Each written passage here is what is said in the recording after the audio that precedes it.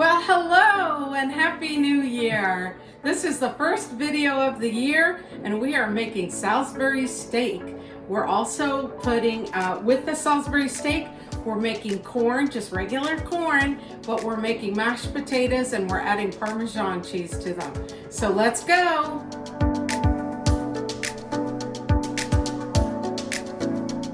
Okay, first thing I did was I put black pepper and onion powder on these. I'm going to put them face down because we want to make sure that we season both sides. I didn't add salt because we're going to be adding the gravy to it, and the gravy will have salt in that.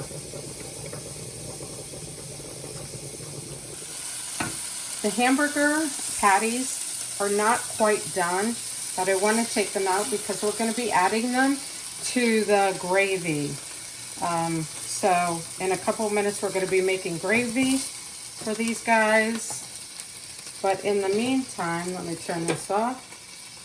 In the meantime, what we're going to do is the potatoes have already boiled, so they're getting ready to be prepared. I'm putting in 3/4 of a cup of milk, and I'm adding half a stick of butter in here. And then we're going to add some black pepper. I'm not adding salt because we're going to be adding the Parmesan, and the Parmesan already has salt in it. So let's get that going. We want to warm this up because we want to add the warm milk to the warm potatoes. We don't want to cool down the potatoes right now. All right, so this will get melted. And in this pan, we're going to be making the gravy. Let me clean out this pan. Okay, I'm adding this to the potatoes. And let me mash them a little bit. Here, let's switch these around. Let's turn this off.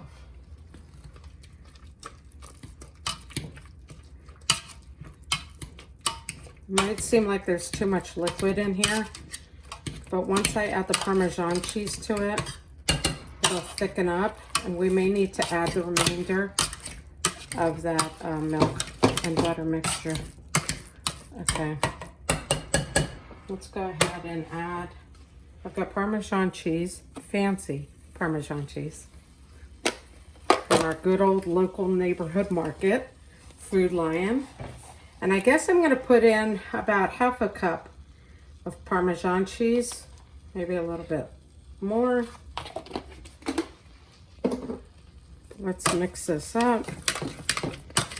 Yeah, and I think it wouldn't hurt to add just a little bit more milk to it. And this is going to make creamy, buttery, cheesy mashed potatoes. All right, so the potatoes are done. Next thing we're going to do is we're going to make our gravy for the Salisbury steak. We're going to go ahead and add 2 tablespoons to this hot pan. And normally with Salisbury steak, I believe you add mushrooms. I don't have any mushrooms, so if you do, go ahead and add them. And what you would add is about 8 ounces of sliced mushrooms. So we're going to go ahead and melt this butter in this pan that has all those good bits already in it. So that's going to make a good gravy. All right, and then to this pan, we're also adding half of a large onion. We already have one chopped. Ooh-wee, those are strong. Wow. Okay, so let's get these going. Ooh. Let me do it with this guy. Okay, that way I can pull up some of those bits from the bottom of the pan. Look at all those brown bits. That's where all the flavor is, you guys. This is such a good, comforting meal. It's easy, really. And most of the products that you use for this, most of the seasonings and stuff, they're staples in your pantry already. So if you've got leftover hamburger meat, this is the way to go. All right, so then also to these onions, we are adding 2 tablespoons of garlic. And you know, I've got those big bags and I just mince my garlic as I need it. We'll let those cook, but we don't want the garlic to burn because you know garlic, if it burns, it becomes very bitter. All right, so these are, the onions are translucent and you can smell that garlic. It smells really, really good. So the next step, what we're gonna do is we're gonna add 2 more tablespoons of butter. Now this meal is not waste friendly, so just enjoy it, okay? Just enjoy it. We're gonna add 2 tablespoons of flour because we're gonna make like a little roux.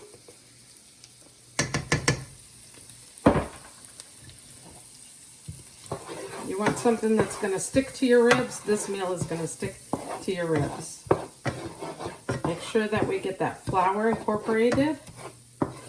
We don't want to taste it, but we want to enjoy the benefits of it, of making our gravy nice and thick. All right. Oh, this is coming along. Okay, and then after this, we're going to add some beef broth. Now normally, if you don't have beef broth, you could add about a cup or a cup and a half of water. And you can add about a tablespoon of powdered bouillon or 1 bouillon cube. But I do have beef broth. It was in my refrigerator. Need to use it up, and that's actually the whole reason why we're doing this. Okay? So I'm adding low sodium beef broth.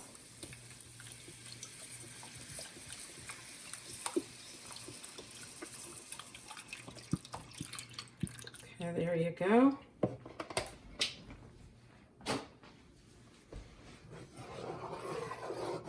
And again, we want to stir so that we can incorporate everything. Get it so that the broth is thick, like a gravy. And we want all those bits in there. You can already smell it. It smells delicious. Okay, to this, what we're going to also do is add about a teaspoon. Ooh, let me get that thing off. We're going to add a teaspoon of ground mustard.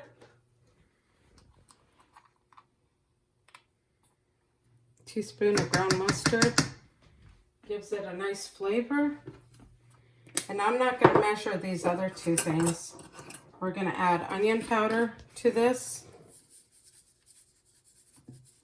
This is probably about a teaspoon.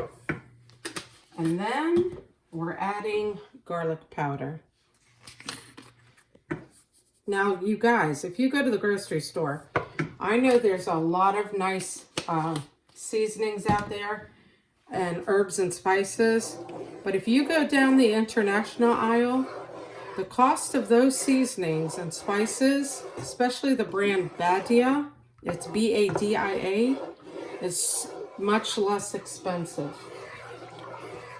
Okay, and then what we're also going to do is add a packet of brown gravy mix. All right, and that also has salt in it, so that's another reason why we're not adding any salt to this. Okay, so we're gonna let this cook. It's gonna boil a little bit. It's gonna get a little thicker, and then once it gets thicker, we're gonna add the hamburger patties back into it. We'll cover it, let it cook for a few more minutes, and then everything will be ready to serve. All right, so the gravy has gotten thick and it's looking really, really good. So right now what I'm gonna do is I'll add the patties back in here, and then we'll cover it. We'll let these cook for maybe about another 15 minutes. And here, I want to make sure that we get them covered. So let's turn them over. I want all that goodness on them. I'm not even hungry, but my mouth is watering because these look good. All right, I'm gonna cover them and then they should be ready in about 15 minutes. All right, you guys, this is ready to be plated.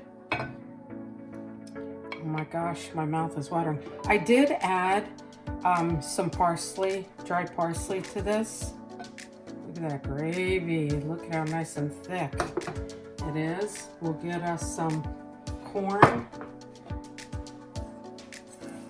Put some corn in that place. Ooh. There we go.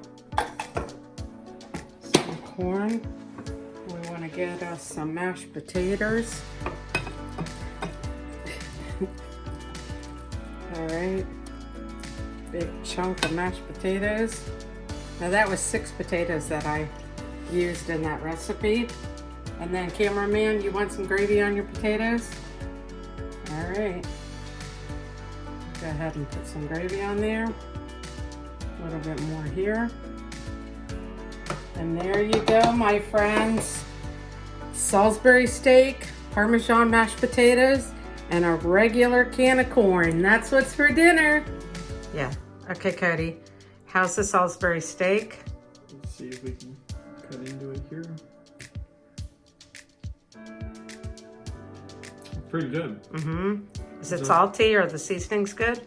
No, it's not too salty. And the gravy's good? Yeah, the gravy's really good. What about the Parmesan mashed potatoes? Those are good, especially with the gravy on top. Uh-huh. And those canned corn. Perfect. Isn't it? A little bit of butter and pepper in it. Can't get any better than that. That's right. Well, enjoy.